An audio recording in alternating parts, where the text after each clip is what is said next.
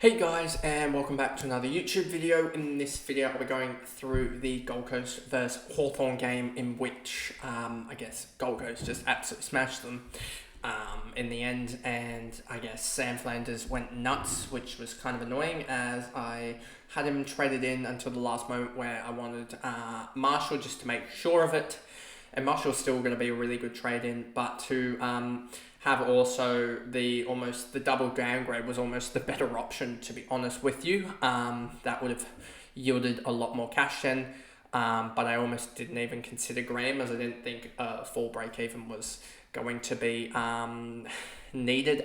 He wasn't going to be generating too much cash, but he jumps on and pops a 104, including a huge second half of a 77. It looked pretty good for him at halftime just to generate sort of a 60 jump on him, and now he's going to be roughly, I think he's going to be roughly a 320k or so, which is going to be annoying as it's going to be sort of hard to get him to anyone, I'm pretty sure, but that's, I guess, how it works. Just looking through here, just trying to find 270, 380. It's going to be hard to get up to Flanders, which is annoying. As Flanders is going to be roughly 860k, so I'm going to probably need to get rid of McKercher to get up to Flanders, which I think in the long run I can do. McKercher and also D'Ambrosio, so I wish I had sort of gotten rid of, now looking at it, I'd gotten rid of the likes of not Williams, gotten rid of D'Ambrosio, as that would have worked better. But still, getting rid of D'Ambrosio does keeping him over Williams does sort of suck a little bit. But anyway, before we jump into this video, remember to like and subscribe, turn the notification bell on so you know when I upload, and let's get into the recap. So we have here at the moment Anderson, and he scored 100 in the second half. He looks to be an absolute gun, and if we just go here to Anderson here, and you'll see he is averaging 117 now, which is top 8 in the comp. I just want to see who are the you can just see here the guys that are just now. Max Gorn is second place, and who's first for average? Let me just check this. Who's first to average? It is Sam Walsh with his 145. Then you've got the other guys, and you can sort of see everyone that had a 4-game sort of a good month is starting to return to normal. Flanders, he's doing really well, and he's going to be huge in that forward line. So yeah, getting off of McKercher could be a go, or getting off of Sanders could be a go now, as his cash gen is sort of stalled, even though Libert is going to be out, so that'll be a watch as well. Or potentially getting off the likes of a Jeremy Sharp now that his he did score, I think, a 65, I want to say. Yeah, 65. So he could potentially... One of these guys could potentially be gone to facilitate the Flanders. It may not be Sanders now that he may get the... we'll need to double check that, but probably one of these rookies is going to go off to facilitate the Flanders upgrade. As yes, they're going to go... They're probably going to make another 50 to 60k, but if you can jump on Flanders before he makes that another 50 or 60k and get that scoring increase, it's probably for the better. As Flanders could easily help score. If you look at the side here, take Flanders in, it probably helps me get the likes of a Wahini for Seth Campbell. It gets me a Darcy Wilson probably off field, and that'll be better in the long run because I don't think Sanders will score that badly, and Sanders and Jai Clark here over probably a Will. So I think in the long run it will help. It will help me to, I guess, generate some cash, but we'll just see. I think I know the moves already, but we obviously have the Sunday games as well, and if someone turns up with a minus 20 break even, that is lower price than Will Graham. It will definitely help me. But yeah, Flanders, he was huge. Will Graham, he was huge as well, and I think Flanders will run amok against the Swans.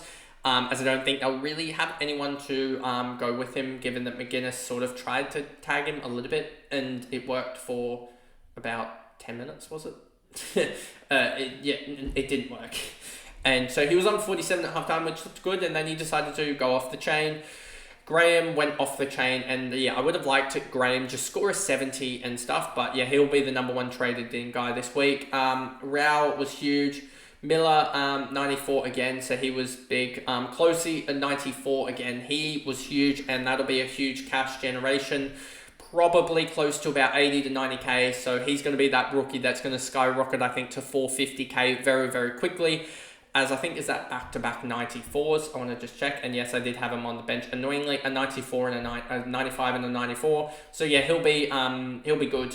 And yeah, he's going to make cash very, very quickly, get to 450, 500k very, very quickly, and be that sort of last one that we need.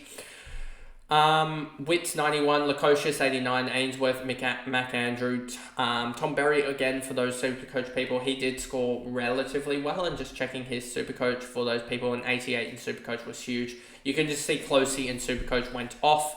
And yeah, definitely for me, I will be grabbing Will Graham in Supercoach as well this week, and that'll probably be the one trade that I do, as I'm trying to just stock some cash generation in that as well. Let me get back to this one.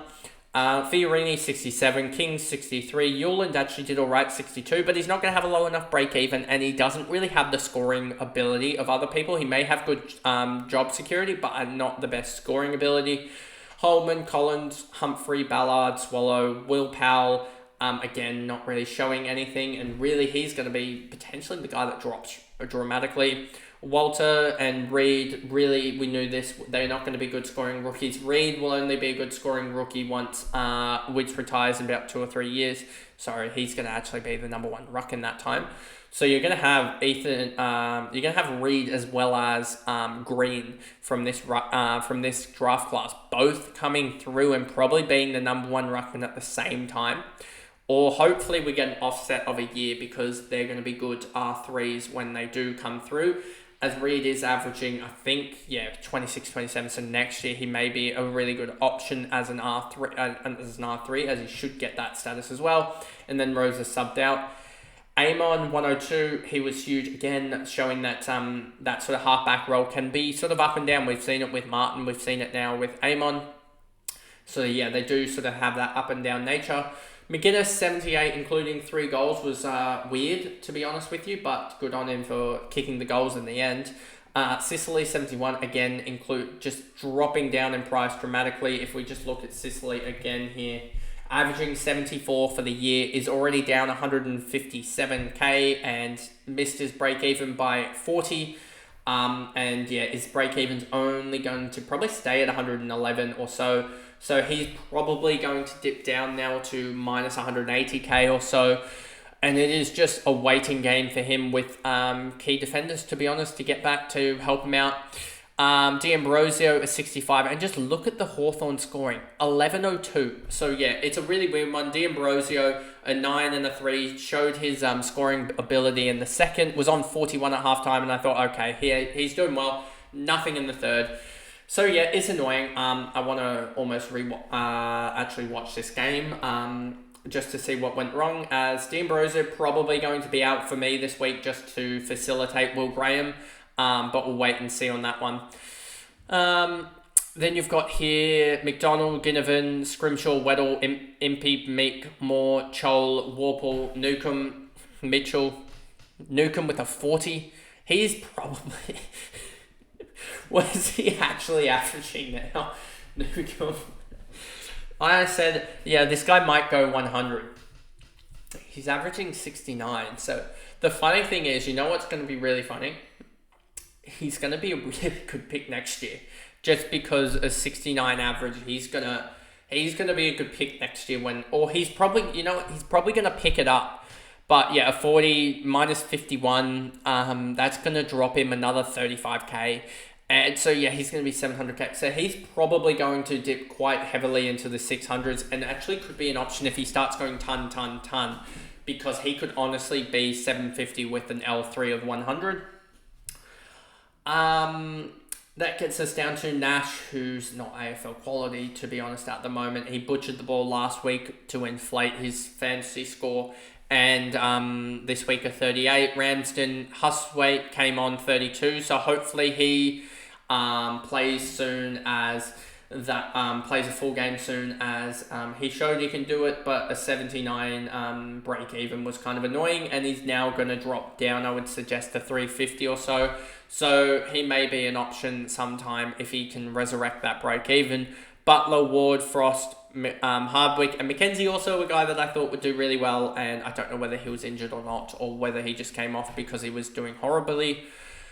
But a 14 from him, and he's dropping in price dramatically as well. So that pretty much is the video there, I guess. And I will see you guys, I guess, in the next video, which will be the other Saturday night game alongside the two Sunday games that are coming up. And that'll be on the Monday for you guys, the review of those games. And I'll be able to actually watch a lot of the Sunday games. So I'll be able to give you probably a more in-depth understanding of what went on in those games. But anyway, it's sort of a midweek for me in terms of middling week in terms of AFL Fantasy. I'll hopefully stay inside the top 1500, resurrect the mistakes that I made, hopefully, and as it was kind of annoying, a couple of mistakes made, and they're probably going to hurt a little bit, but we'll wait and see on how badly they hurt in the end. So I'll see you guys in the next video, I guess, but see you guys then. Bye, guys.